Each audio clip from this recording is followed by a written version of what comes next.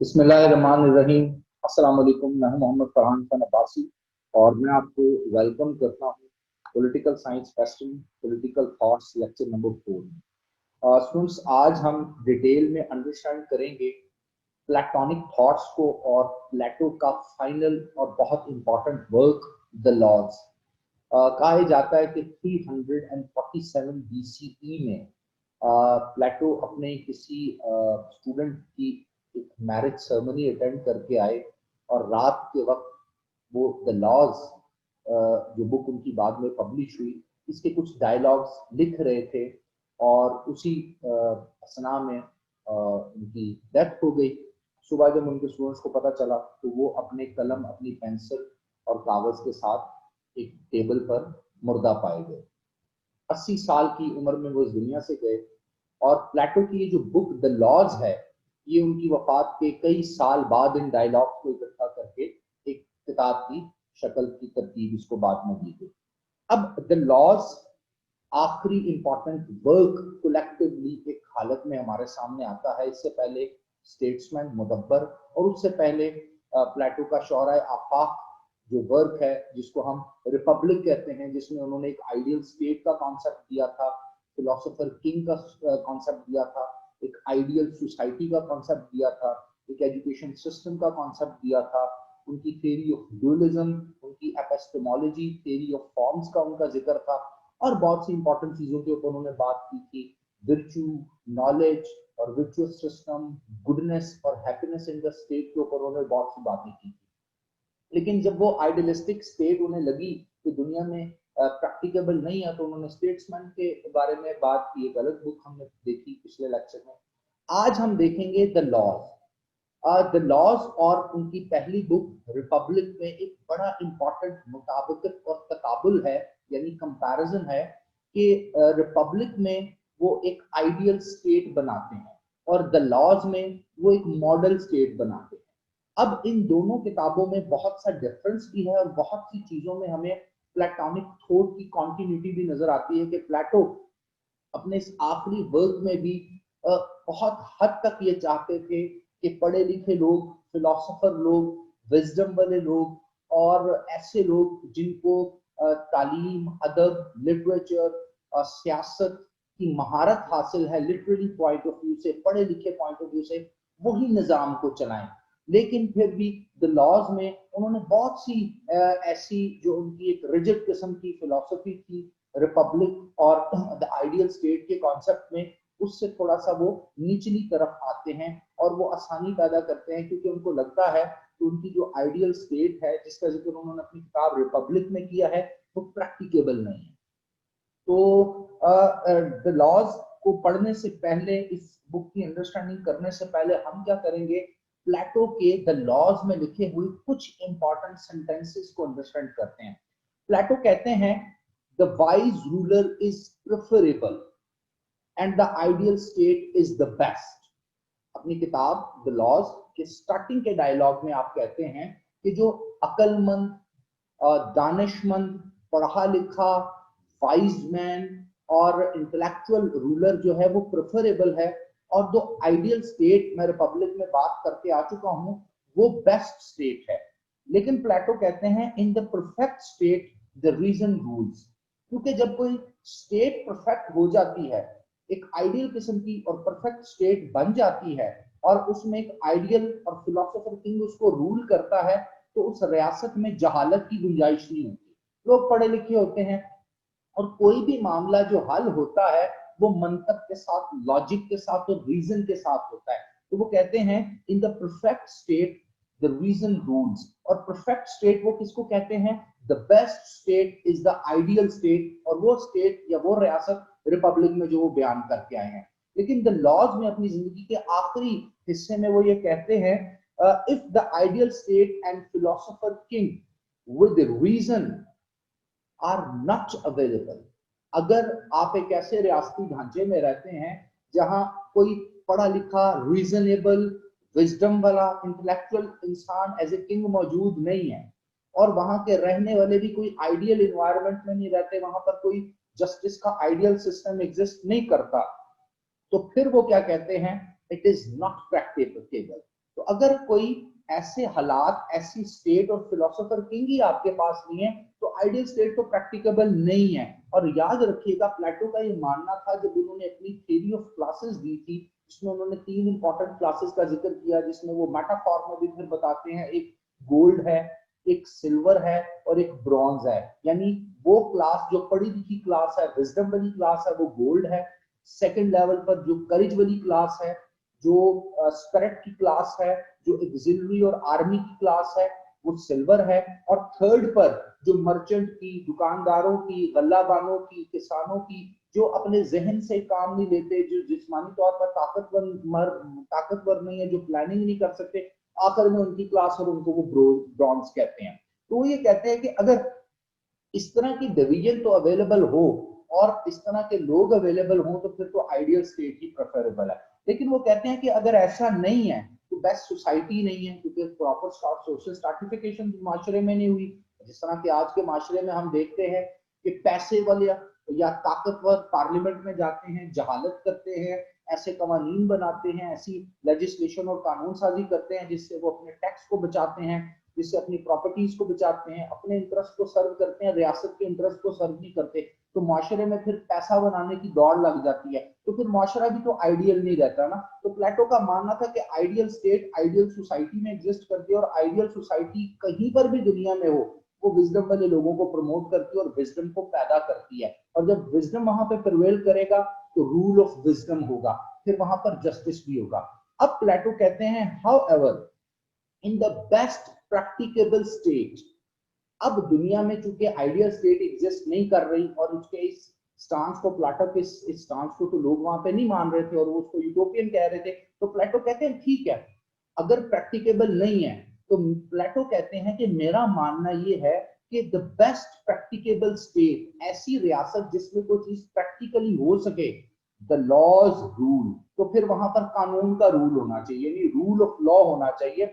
और प्लेटो का मानना ये क्यों था कि रूल ऑफ लॉ होना चाहिए, उसकी वजह ये बताई जाती है कि प्लेटो कहते हैं कि जब लोग विजडम वाले ना हो या माशरे में आपको ये लगे कि बाद में आने वाले लोग, बाद में आने वाली हुकूमतें इतनी बेहतर नहीं होगी, तो आपको कानून बना दें और कानून के थ्रू माशरों को बाउंड कर दें और उस कानून के तहत फिर वो माशरे चलें। उसमें वो कानून तोड़ेंगे भी, कानून पे अमल भी करेंगे। और प्लेटो ये कहते हैं कि दो चीजें आइडेंटिकल है, एक लॉज और एक रीजन, क्योंकि लॉज और कानून भी को रीजन से ही निकलते हैं, विजडम से निकलते हैं। इंटेलेक्चुअल और जो विजडम वाले लोग हैं वही कवानीन बनाते हैं। तो ये दोनों चीजें आइडेंटिकल हैं, लेकिन प्लेटो ये कहते हैं कि उनके यहाँ जो 100% स्टेटस दिया जाता है वो रीजन और विजडम को दिया जाता है, और जो सेकंड लेयर है वो लॉज है। और यही इनकी किताब का टाइटल भी है, द लॉज। अब प्लेटो का लॉज के बारे में थोड़ा सा कॉन्सेप्ट जानना बहुत जरूरी है, इससे पहले कि इनकी इस किताब में जो मॉडल स्टेट का जिक्र किया गया है उस पर हम बात करें। प्लेटो लॉज के बारे में कहते हैं, some laws are foolish and some laws are unwise, however laws are generally driven from reason. फिर भी लॉज फुलिश भी हो, अनवाइज भी हो, आपकी उस तरह से आपको इक्वालिटी ना दे सके कवानीन जो बने होते हैं, तो सोसाइटी की तमाम लेयर्स, तमाम की तमाम पॉपुलेशन को ये शायद बेनिफिशियल ना हो, लेकिन जनरली अगर देखा जाए तो ये रीजन और विजडम से ही निकलते हैं। Law is a force that holds man to a same and practicable course of life. कानून की वजह से ही इंसान इस तरीके से होल्ड रहता है, पकड़ा रहता है, जकड़ा रहता है कि वो सेम तरीके से होश की नाखुन लेके, होश की हालत में प्रैक्टिकल कोर्स ऑफ लाइफ गुजारे। यानी वो किसी कानून के ताबे होगा तो ट्रैफिक सिग्नल की वायलेशन नहीं करेगा, किसी कानून के ताबे होगा तो स्कूल कॉलेज यूनिवर्सिटी टाइम पर जाएगा, किसी कानून के ताबे होगा तो किसी की प्रॉपर्टी, किसी की जान, किसी की माल को कन्फिस्केट करने की या नुकसान पहुंचाने की कोशिश नहीं करेगा, क्योंकि उसको पता है मेरे इर्द गिर्द एक नेटवर्क ऑफ लॉज है जिससे सोसाइटी को होल्ड किया हुआ है। और आखिर में प्लेटो कहते हैं law must be sovereign than man, इंसान से बड़ा होना चाहिए कानून को। यहां पर याद रखिएगा वो वाइजर के से सॉवरेन नहीं कह रहे इसको लॉ को, क्योंकि वो कहता है जो वाइजर है, जो फिलोसोफर है, जो इंटेलेक्चुअल है, जो मैन ऑफ विजडम है, वो तो लॉ गिवर है, वो तो लॉ दे रहा है, तो वो लॉ से ऊपर नहीं होगा। ये जनरल पब्लिक के लिए वो बात कर रहे हैं कि लॉ जो है वो मैन से सुपीरियर या सॉवरन होना चाहिए, since man is selfish and if they are not restrained by their pursuit of self interest they will destruct the community. क्योंकि अगर कानून नहीं होगा और उनके सेल्फिश एटीट्यूड को कंट्रोल करने के लिए कोई कानून नहीं किया जाएगा, कोई जाब्ते नहीं बनाए जाएंगे, तो वो तो अपने इंटरेस्ट के हद तक ही रहेंगे, तो फिर क्या होगा, कम्युनिटी की लाइफ को डिसरप्ट करेंगे। इसके अलावा प्लेटो का मानना यह था कि जो लॉज हैं ये जर्नल होने चाहिए, स्पेसिफिक नहीं होने चाहिए। जब आप एक जर्नलाइज्ड लॉ बनाते हैं तो अमीर क्या, गरीब क्या, छोटा क्या, बड़ा क्या, पढ़ा लिखा क्या, कम पढ़ा लिखा क्या, सब कहीं ना कहीं उस अम्ब्रेला के नीचे आ जाते हैं। अब ये तो थे कुछ इंपॉर्टेंट कोटेशंस, कुछ इंपॉर्टेंट आप समझ लें वर्ड्स या कोटेड डायलॉग्स जो कि प्लेटो की ही किताब द लॉज से मैंने अखज किए। अब मैं आता हूं द लॉज बुक में, जो उन्होंने एक मॉडल स्टेट का कॉन्सेप्ट दिया, उसको आपको अंडरस्टैंड करवाता हूं। इसको समझने के लिए आपको एक चीज जरूर अंडरस्टैंड करनी पड़ेगी। जिस तरह मैंने प्रीवियस 2 लेक्चर्स में बताया कि जो प्लेटो हैं उनका मानना यह है कि कहीं ना कहीं कभी ना कभी आप एक बेहतरीन रियासत बनाने में कामयाब हो पाएंगे, और जब आप बेहतरीन रियासत बना लेंगे तो तब आपने विजडम को ही रूल देना है। यानी प्लेटो अपनी आखिरी राइटिंग तक इस बात पे बजिद हैं कि अगर सोसाइटी में प्रैक्टिकेबल नहीं है आइडियल स्टेट और फिलोसफर किंग की फिलॉसफी और उस तरह का स्ट्रक्चर, तो कभी इंसान इस मौके पे, इस मुकाम पे, इस मॉडल पे पहुंचेगा, इतना मॉडर्नाइज होगा, उस माशरे को अकलमंदी आएगी, सोच विचार होगा, वो अपनी बेहतरी चाहेंगे, तो तब उन्होंने विजडम को ऊपर रखना है, अकलमंद लोगों को ऊपर रखना है और उन्होंने रूल करना है सोसाइटी को। तो सोसाइटी में क्या आएगा, सोसाइटी में खुशी आएगी। याद रखिएगा जो प्लेटोनिक थॉट्स हैं ये सोक्रेटिक थॉट से बोरो की गई हैं, बिकॉज सोक्रेटिस की जो फिलोसफीज हैं उसको हम तक पहुंचाने वाले और इंट्रोड्यूस करवाने वाले भी प्लेटो थे। सोक्रेटिस का कोई रिटन वर्क अवेलेबल नहीं था। प्लेटो का तो जो रिटन वर्क अवेलेबल है उसके 3 पोर्शन हमने पढ़े, जिसमें रिपब्लिक है, स्टेट्समैन है और अभी हम द लॉज पढ़ रहे हैं। लेकिन सोक्रेटिस का कोई रिटन वर्क अवेलेबल नहीं था, बल्कि उनकी कोटेशंस, उनके साथ डायलॉग, उनके साथ इंटरेक्शन, कॉन्ट्राडिक्शन, जो भी उस एकेडमी में, या उस वक्त एकेडमी तो कोई नहीं थी, उस वक्त एगोरा नाम की जगह प्लेस हुआ करती थी जहां लोग इकट्ठे होते थे, तो वहां जो भी ऐसी चीजें होती थी जिनको प्लेटो एब्जॉर्ब कर लेते थे, मेमोराइज कर लेते थे, उनको बेस बनाकर, क्योंकि प्लेटो 8 साल सोक्रेटिस के साथ रहे, उनको बेस बनाकर प्लेटो ने अपनी थॉट्स को प्रमोट किया और फिर हमारे सामने उनकी फिलॉसफी आई। तो प्लेटो की फिलॉसफी में इसलिए हमें विर्च्यू और नॉलेज की सुपीरियर 2 चीजें नजर आती हैं, और ये मॉरल फिलॉसफी प्लेटो की बहुत इंपॉर्टेंट है। और यही एक वजह है कि प्लेटो ने जब अपनी थ्योरी ऑफ फॉर्म्स, या उसको थ्योरी ऑफ ड्यूलिज्म भी कहते हैं, या उसको थ्योरी ऑफ एपिस्टेमोलॉजी भी कहते हैं, द स्टडी ऑफ नॉलेज, उसके बारे में प्लेटो ने जब अपनी थ्योरी ऑफ ड्यूलिज्म दी, हमें थ्योरी ऑफ फॉर्म्स दी, तो उसमें प्लेटो बड़े ही मतलब ओपनली ये बात करते हैं कि दुनिया में जो चीज भी हमें नजर आती है अपनी 5 सेंसेस से फील होती है, स्मेल होती है, टच की आपको आती है, साउंड आपको आता है, ये जो 5 सेंसेस हमारे पास है, इनसे मिलने वाली इंफॉर्मेशन जो है ये इल्यूजन्स है, ये दुनिया हकीकत नहीं, धोखा है, और हर चीज चेंज हो रही है। और अगर कोई चीज चेंज नहीं हो रही तो वो वहां पे है जहां पे पहली दफा इस दुनिया का सांचा, इस दुनिया का नक्शा, इस दुनिया का स्ट्रक्चर किसी ने पहली बार बनाया था। और प्लेटो कहते हैं कि वो आइडिया जो है, वहां तक पहुंचने के लिए एक शख्स को फिलोसोफर होगा, फिलोसोफर होने के बाद वो सोचेगा, और फिलोसफी रास्ता बनेगी इंसान को उस दुनिया में लेके जाने के लिए। और वो दुनिया परमानेंट दुनिया है, उस दुनिया का जो क्रिएटर है वो परमानेंट है, वहां पर किसी चीज की हैयत, उसका वजन, उसकी एज तब्दील नहीं होती, वो असली हालत में मौजूद है। और दुनिया में उन तमाम चीजों को जिसको हम देखते हैं, इसमें हमारी अपनी शक्ल, हमारे जिस्म की साफ दुनिया, दरख्त, माहौल, कुर्सी, जमीन, आसमान, पहाड़, झरने, ये तमाम चीजें कॉपी हैं। और इसलिए कि ये एक ऐसी दुनिया में है जो टाइम और स्पेस के उस फ्रेमवर्क के अंदर है, तो इसलिए चेंज, तगय्युर पजीर है। जबकि हकीकत दुनिया जो है, जो हकीकी नॉलेज है, वो कहीं और है, और जहां पर वो है वही रियल नॉलेज है। तो जब प्लेटो इस तरह की बात करते हैं तो प्लेटो बताते हैं कि इस दुनिया में अगर उस रियल नॉलेज की झलक, उस रियल नॉलेज का इम्पैक्ट कोई ला सकता है तो वो मैन ऑफ विजडम ला सकता है, फिलोसोफर ला सकता है, और वो इम्पैक्ट कैसे इस दुनिया में आएगा कि वो इस दुनिया में विर्चू को लेके आएगा। और यही बात सॉक्रेटिस कहते थे कि विर्चू इज नॉलेज। नाउ विर्चू नॉलेज कैसे है कि जब आप अच्छाई करेंगे, गुडनेस प्रमोट करेंगे और लोगों को गुडनेस की तरफ लाएंगे, तो उससे अच्छाई फैलेगी। जब अच्छाई फैलेगी तो खुशी आएगी, अमन आएगा, और लोग मिलजुल कर खुशी से जब रहेंगे तो उनके आपसी जो मामलात हैं उसमें अदल होगा, जस्टिस होगा। इसलिए हर नॉलेजेबल आदमी प्लेटो और सॉक्रेटिस की नजर में विर्चुअस शख्स हुआ करता था, और हर विर्चुअस शख्स वही हो सकता था जिसके पास नॉलेज है, और अल्टीमेटली नॉलेज गुडनेस की होती है, अच्छाई की होती है, आपसी ताल्लुकात को बेहतर रखने की होती है। तो इस फिलॉसफी और थीम को जब हम जहन में रखते हैं तो हमें मालूम पड़ता है कि वो एक आइडियल रिपब्लिक बनाते हैं जो कि प्रैक्टिकेबल ना हुई, फिर वो स्टेट्समैन की बात करते हैं, फिर आखिर में जब वो द लॉज की बात करते हैं और इसमें एक मॉडल स्टेट का कॉन्सेप्ट हमें देते हैं, तो यहाँ पर प्लेटो फिर वही बात दोहराते हैं कि अगर कोई भी रियासती ढांचा, जो वो पहले दो ढांचे बता चुके हैं, स्ट्रक्चर बता चुके हैं, प्रैक्टिकेबल नहीं है, तो फिर एक मॉडल स्टेट का वो खाका खींचते हैं। वो कहते हैं इस तरह की रियासत आप आबाद कर लें, लेकिन इसका भी जो मेन पॉइंट है वो गुडनेस की है। यानी ये सारी मेहनत जो प्लेटो कर रहे हैं वो ये बता रहे हैं कि ऐसी सिटी स्टेट या ऐसी पॉलिस या ऐसी रियासत दुनिया में वजूद में आए